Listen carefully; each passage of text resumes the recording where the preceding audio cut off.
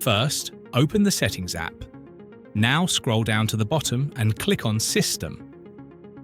On this page, click on Reset.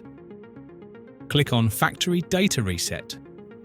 Keep in mind, resetting your device will erase all the data from the internal storage, including your accounts, system and app data, installed apps, and all of your accounts you are currently logged into your phone. If you don't want to erase the internal storage, such as music and photos, then uncheck this box, Erase Internal Storage. Now just click on Reset Phone, and then enter your mobile password.